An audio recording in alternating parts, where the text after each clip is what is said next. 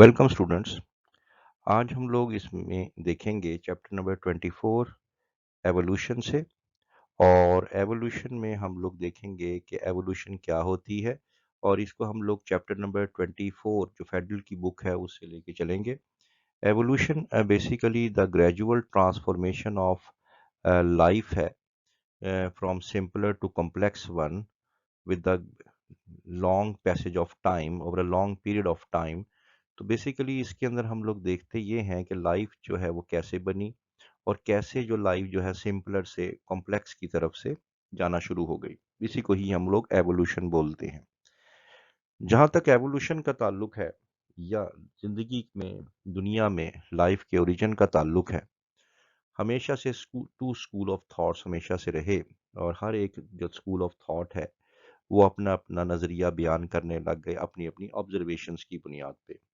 ये to school of thoughts क्या हैं, और इंसान की वैसे भी नेचर रही कि वो ये जानने की कोशिश करता रहा कि दुनिया कैसे बनी, दुनिया कब बनी, दुनिया में जानदार कैसे पैदा हुए, और एक जानदार से दूसरे जानदार किस तरीके से बने, क्या ये पहले से ही मौजूद थे या ये बाद में बने।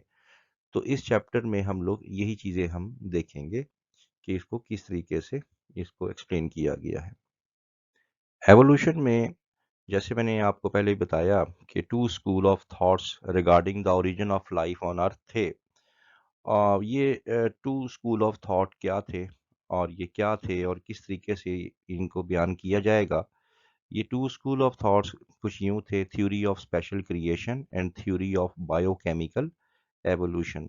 चलिए अब देख लेते हैं कि ये जो टू स्कूल ऑफ थॉट्स जो हैं, जो कि थ्योरी ऑफ स्पेशल क्रिएशन है and theory of biochemical evolution है, इनके बारे में देखते हैं कि इन दोनों में किस तरह का और क्या डिफरेंस मौजूद है।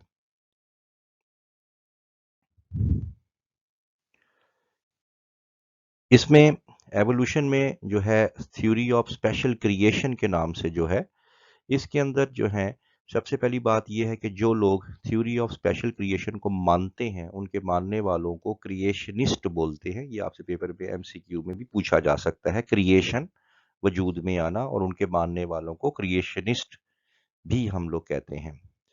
इसमें बड़ा सिंपल सी बात है।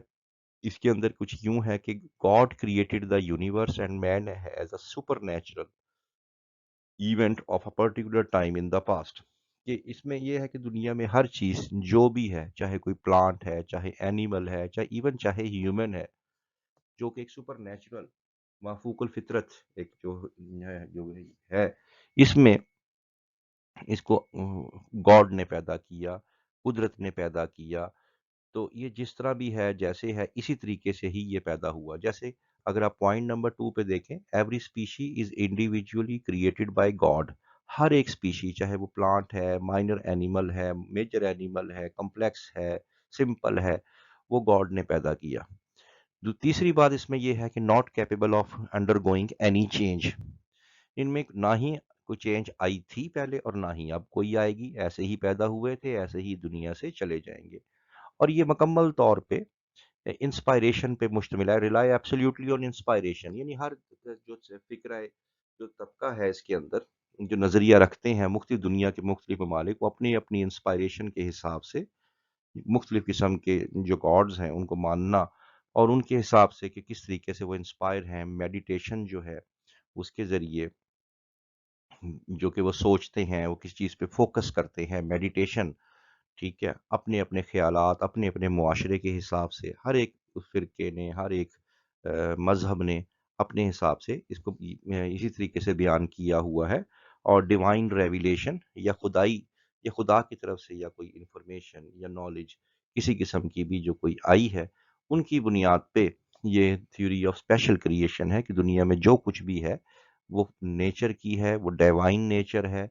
तो इसमें कोई किस्म की तब्दीली नहीं हुई। आज जो जानवर आप देखते हैं वो बिल्कुल वैसे ही पैदा हुए, इनमें कोई तब्दीली नहीं हुई, और ना ही कभी होगी। तो इनके मानने वालों को थ्योरी ऑफ स्पेशल क्रिएशन या क्रिएशनिस्ट बोलते हैं। दूसरा जो स्कूल ऑफ थॉट है वो है कॉन्सेप्ट ऑफ एवोल्यूशन। अब एवोल्यूशन, इर्तका, इर्तका मैंने आपको लास्ट टाइम भी बताया था کہ یہ گریجول ٹرانسفارمیشن ہے. گریجول ٹرانسفارمیشن یعنی آہستہ آہستہ وقت گزرنے کے ساتھ ساتھ جانداروں میں تبدیلی ہے. From simpler to complex one. ان کے ماننے والوں کو ایولوشنسٹ بولتے ہیں. کریشنسٹ جو تھیوری آف اسپیشل کریشن کے ماننے والوں کو کریشنسٹ بولتے ہیں اور ایولوشن کے ماننے والوں کو ایولوشنسٹ مانتے ہیں. اس میں وہی والی بات جو میں بتا چکا ہوں کہ یہ گریجول ٹرانسفارمیشن ہے. یہ بیسیکلی کہ مین جو ہے انسان یا ایون کوئی بھی جاندار جو دنیا میں ہے وہ ایسے موجود نہیں تھا. Man did not always exist in their present form. result rather result of in number of changes from low to higher. یعنی جاندار پیدا ہوتے گئے, کمپلیکس ہوتے گئے, ٹھیک ہے, اور وہ آہستہ آہستہ ان نمبر آف چینجز لا تعداد ان میں تبدیلیاں ہوتی گئی, اور آج کی جو بایو ڈائیورسٹی ہے وہ ان تبدیلیوں کے نتیجے میں جاندار جو ہیں وہ نظر آتے ہیں. یہ ایک ایم سی کیو کی لائن آ رہی ہے کہ ارتھ از اوور 5 بلین ایئرز اولڈ, اور لائف جو ہے دنیا میں پہلی زندگی, یہ سب کو پتا ہے کہ ایک بیکٹیریا پروکیریوٹس تھے, اور یہ تقریباً 3.5 بلین ایئرز اگو یہ دنیا میں پیدا ہوئے. یونی سیلولر پروکیریوٹس, ٹھیک ہے, جیسے میں نے بتایا یہ آپ سے ایم سی کیو پوچھا جائے گا, دنیا میں پہلا زندہ جاندار کون سا تھا, وہ تھے پروکیریوٹس, اور آج سے تقریباً 3.5 بلین ایئرز اگو.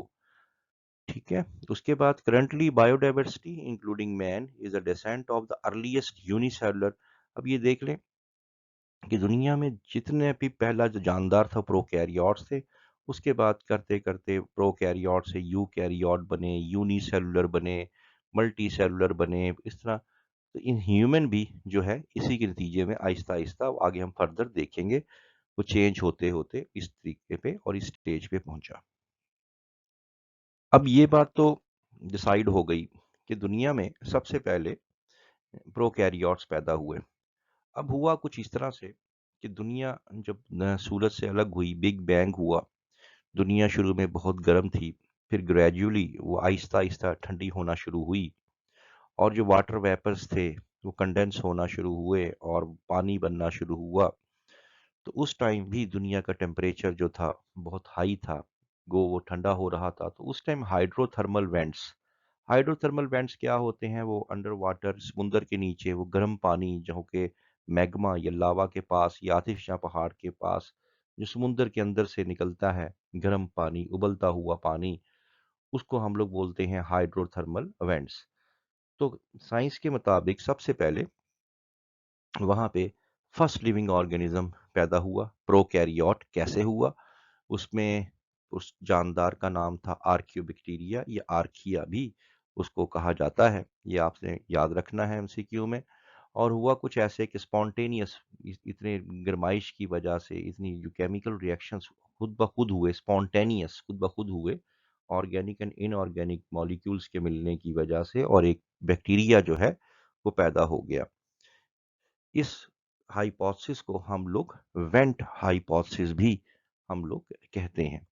تو یہ بیسیکلی لائف کا آغاز ہائیڈرو تھرمل وینٹس, جو کہ ابلتا ہوا پانی جس کا temperature round about 120 degree Celsius سے تک ہوتا ہے, تو اس میں یہاں پہ لائف جو ہے وہ سٹارٹ ہوئی.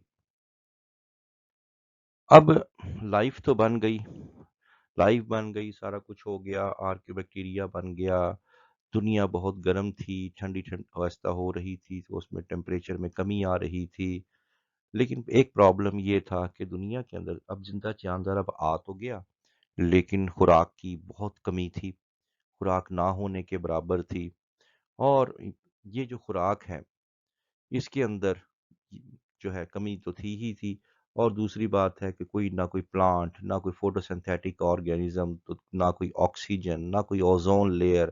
تو ارلی ایٹماسفیئر جو تھا وہ ریڈیوس تھا. ریڈیوس کا معنی یہاں لیں گے کہ وداؤٹ آکسیجن تھا.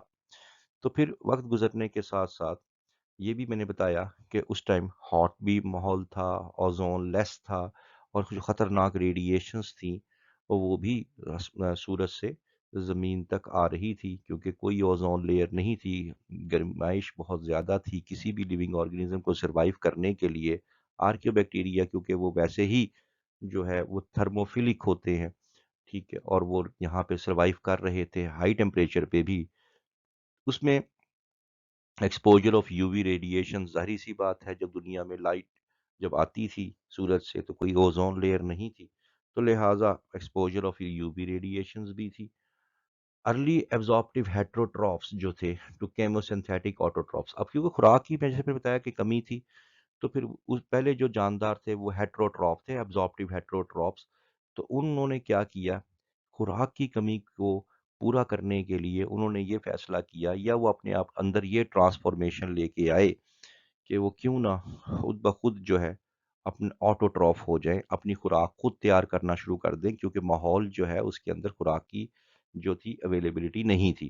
تو لہٰذا دنیا کے پہلے جو آٹوٹراف بیکٹیریا جو بنے یا پروکیریوٹس بنے، وہ کیموسینتھیٹک بیکٹیریا یا پروکیریوٹس بنے۔ کیموسینتھیٹک کیا ہوتا ہے؟ کیموسینتھیٹک میں جیسے یہ ایکویشن آپ دیکھیں، فضا میں کاربن ڈائی آکسائڈ بے شمار تھی۔ اب کاربن ڈائی آکسائڈ جو ہے، اور آپ کو پتہ ہے کہ ہائیڈرو تھرمل وینٹس جہاں پہ آتش فشاں پہاڑ وغیرہ ہوتے ہیں، وہاں پہ H2S جو ہے وہ بہت زیادہ ہوتی ہے۔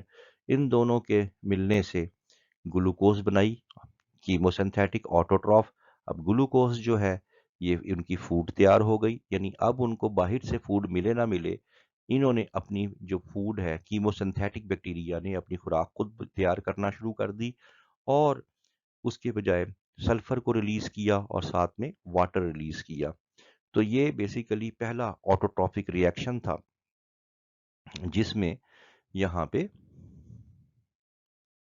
جو ہے وہ انہوں نے گلوکوز بنا لی، اور یہ کمپلیٹلی اپنے اوپر ڈیپینڈنٹ ہو گئے، اور باہر جو ہے ان کو باہر سے خوراک لینے کی ضرورت پیش نہ آئی، اور وہ اپنی گلوکوز خود بنانے لگ گئے۔ اور اس طریقے سے کیونکہ ڈوینڈلنگ سپلائی آف نیوٹرینٹس کی جو کمی تھی دنیا کے اندر، اس سے ان کی جان چھوٹ گئی، اور وہ خود اپنی خوراک تیار کر کے آٹوٹراف ہو گئے۔ تو یاد رکھنا ہے جو پہلا فوٹوسنتھیٹک بیکٹیریا تھا جو کہ وہ کیموسینتھیٹک تھا، اور وہ کیمیکل ریئیکشنز کے ذریعے کاربن ڈائی آکسائڈ اور واٹر کو ملا کے اور گلوکوز بناتا تھا اور سلفر ریلیز کرتا تھا۔ جیسے میں نے آپ کو بتایا کہ دنیا میں سب سے پہلا جو آٹوٹرافک جو جاندار تھا وہ کیموسینتھیٹک تھا، اور وہ کیموسینتھیٹک وہ گلوکوز بنانا شروع کر دی ہائیڈروجن سلفائڈ اور کاربن ڈائی آکسائڈ کو جوڑتے ہوئے۔ لیکن وقت گزرنے کے ساتھ ساتھ یہی کام H2S کو جوڑنے کے بجائے کاربن ڈائی آکسائڈ اور واٹر کو جوڑا گیا، اور اس طرح سے پھر گلوکوز ہی بنی، خوراک بنی پلانٹس جانداروں کے لیے، فوٹوسنتھسس ہوئی۔ لیکن اس دفعہ سلفر ریلیز نہیں ہوئی بلکہ آکسیجن ریلیز ہوئی۔ اب آکسیجن ریلیز ہونے کی وجہ سے اس کو کہا گیا آکسیجینک فوٹوسنتھسس کہا گیا، کیونکہ فضا کے اندر اب آکسیجن ریلیز ہونا شروع ہو گئی۔ آکسیجن ریلیز ہوئی تو پہلے کیونکہ آکسیجن کے بغیر ماحول تھا، وہ ریڈیوسنگ تھا، ریڈیوسنگ سے وہ کنورٹ ہو گیا آکسیڈائزنگ انوائرمنٹ کے اندر۔ یہ اور وہی جب آکسیجن فضا میں جانا شروع ہوئی، اور وہاں جا کے فضا میں جا کے وہ O3 بن گئی۔ O3 کا مطلب ہوا اوزون لیئر فارمیشن، اور یہ بھی آپ نے ایم سی کیو میں بڑا امپورٹنٹ ایم سی کیو ہے، تقریباً 420 ملین ایئرز اگو جو ہے وہ اوزون لیئر بننا شروع ہو گئی۔ اب آپ دیکھیں ایک طرف دنیا جو ہے وہ کول ڈاؤن ہو رہی ہے، دنیا میں ہیٹروٹراف بن گئے آرکیا، پھر اس کے بعد کیموسنتھیٹک بن گئے، پھر آکسیجینک فوٹوسنتھسس ہونے لگ گئی، پھر اس آکسیجن کی وجہ سے فضا میں اوزون کی لیئر بننا شروع ہو گئی، جس کی وجہ سے وہ خطرناک ریڈیشنز جو کہ زمین پہ آتی تھیں وہ بھی فلٹر ہونا شروع ہو گئیں۔ تو filtration of U V light, یعنی کہنے کا مقصد اس میں یہ ہے کہ گریجولی تمام کے تمام جو حالات ہیں وہ فیوریبل ہونے لگ گئے، ٹیمپریچر کم ہونے لگ گیا، واٹر ویپرز پانی بن گئے، فوٹوسنتھسس ہونے لگ گئی، خوراک خود بخود بننے لگ گئی، آکسیجن پیدا ہونے لگ گئی، فلٹریشن ہونے لگ گئی، تو لائف جو ہے وہ ٹرانسفارم ہونے لگ گئی، یعنی فیوریبل ہونے لگ گئی ٹورڈز دا لائف۔ تو بچوں یہاں تک تھا آپ کا آج کا پہلا جو ٹاپک تھا ایوولوشن کا، اور ایوولوشن میں آپ لوگوں نے آج 2 اسکول آف تھاٹ دیکھے، تھیوری آف اسپیشل کریشن دیکھی، تھیوری آف ایوولوشن دیکھی، اور آپ نے دیکھا ہیٹروٹراف دیکھے، آٹوٹراف دیکھے، اور انوائرمنٹ کو ریڈیوسنگ ٹو آکسیڈائزنگ میں دیکھا، اوزون لیئر فارمیشن دیکھی۔ تو انشاءاللہ نیکسٹ جو ٹاپک ہوگا اس کے ساتھ ملیں گے، نیکسٹ ٹاپک کے ساتھ. کوئی بھی کسی قسم کا کوئی کویری ہو، کوئی کویشچن ہو تو آپ کمنٹ سیکشن میں جا کے پوچھ سکتے ہیں. Thank you very much.